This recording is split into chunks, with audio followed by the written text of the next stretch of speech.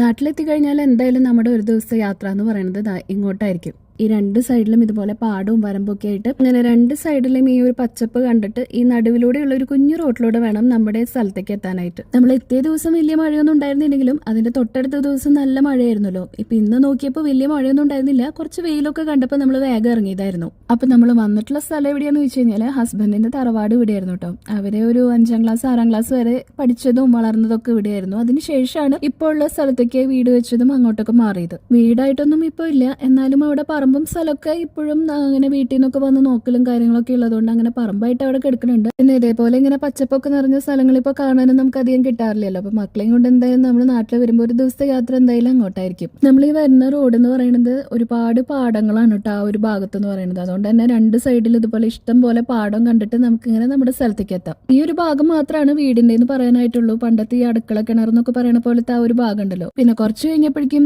ഇവിടെ മഴ തുടങ്ങിയിട്ടുണ്ടായിരുന്നു. മഴ തുടങ്ങിയപ്പോൾ അവിടെ ചെറിയൊരു ഷീറ്റൊക്കെ ഇട്ടിട്ടുള്ള ഒരു ചെറിയൊരു ഷെഡ് പോലെ ഒരു സെറ്റപ്പ് ഉണ്ട്. അപ്പൊ അങ്ങോട്ടൊന്ന് കയറി നിന്നു. ഞാൻ എന്റെ ചെറുപ്പത്തിലൊന്നും ഇതുപോലെ പറമ്പോ അല്ലെങ്കിൽ ഇതുപോലെ പാടമായിട്ടുള്ള സ്ഥലങ്ങളൊന്നും കണ്ടിട്ടില്ല കേട്ടോ. അപ്പൊ ഞാനേ കണ്ടിട്ടില്ല. അതുകൊണ്ട് തന്നെ മക്കളും ഇതൊക്കെ ഇതുപോലെ ഇവിടെ വരുമ്പോഴാണ് ഇങ്ങനെയുള്ള കാര്യങ്ങളൊക്കെ കാണുന്നത്. അങ്ങനെ കുറച്ചു നേരം നിന്നപ്പോഴേക്കും മഴയൊക്കെ അങ്ങനെ പോയി കിട്ടി. ഇവിടുത്തെ ഈ ഒരു ക്ലൈമറ്റ് എന്താണെന്ന് മനസ്സിലാവണില്ല. കുറച്ച് നേരത്തെ ഇവിടെ ഇങ്ങനെയായിരുന്നു നല്ല മഴ പെയ്തിട്ടുണ്ടായിരുന്നു. കുറച്ച് കഴിഞ്ഞപ്പോഴേക്കും ഇതേപോലെ നല്ല വെയിലും വന്നു. കുറച്ച് നേരത്തെ കാണിച്ചിട്ടുണ്ടായിരുന്ന ഇതുപോലെ കുളം പോലെയുള്ള ഒരു സെറ്റപ്പ് ഞങ്ങളുടെ കല്യാണത്തിന്റെ സമയത്തായിരുന്നു കേട്ടോ. അപ്പൊ അതിന്റെ ഒരു പണിയൊക്കെ ചെയ്തിട്ടുണ്ടായിരുന്നു. അത്യാവശ്യം താഴ്ചയുണ്ട്. എന്റെ ഹൈറ്റിലുള്ള വെള്ളമൊക്കെ അതിലുണ്ട് കേട്ടോ. പിന്നെ നീന്തൽ അറിയാത്ത കാരണം വലിയൊരു റിസ്ക് എടുത്ത് അധികം അതിന്റെ താഴേക്ക് ഇറങ്ങാൻ നിന്നില്ല. പണ്ട് ചെറുപ്പത്തിലൊക്കെ സ്കൂളിൽ പഠിച്ചിരുന്ന സമയത്ത് ബുക്സിന് ഇടയിൽ ഉണ്ടാവുന്ന കാര്യങ്ങളാണ് ഈ മയിൽപ്പീലിയും അതുപോലെ കുന്നിക്കുരു മഞ്ചാടിക്കുരു ഒക്കെ ഇങ്ങനെ ഒരുപാട് ഇങ്ങനെ കളക്ട് ചെയ്ത് വെക്കാറുണ്ട്. അന്ന് ഇത് എവിടുന്ന കിട്ടാറെന്നുള്ളതൊന്നും ഒരു ഓർമ്മയില്ല. പക്ഷെ ഇങ്ങനെ ഫ്രണ്ട്സ് ഒക്കെ ആയിട്ട് അങ്ങോട്ടും ഇങ്ങോട്ടൊക്കെ ഷെയർ ചെയ്തിട്ട് ഇത് കിട്ടാറുണ്ട്. അപ്പൊ നമ്മുടെ ഈ പറമ്പിന്റെ ഭാഗത്ത് ഈ മഞ്ചാടിക്കുരു കണ്ടപ്പോൾ കഴിഞ്ഞ വർഷം വന്നപ്പോൾ മക്കൾ ഇതൊക്കെ ഇങ്ങനെ എടുത്തു വെച്ചിട്ടുണ്ടായിരുന്നു. അപ്പൊ ആ ഒരു ഓർമ്മയിൽ അവരത് കണ്ടപ്പോൾ വേഗം കളക്ട് ചെയ്ത് വെച്ചു. പിന്നെ ഇതേപോലെയുള്ള നാട്ടിൻപുറത്ത് വരുമ്പോൾ എന്തായാലും മിസ്സാക്കാത്ത ഒന്നാണ് ഈ തിങ്കൾ സംഭാരം കേട്ടോ. അതേ സംഭാരം വേറെ ഏത് ബ്രാൻഡിന്റെ വേറെ ഏത് കമ്പനിയുടെ കണ്ടാലും ഇഷ്ടമില്ല. ഈ ഒരു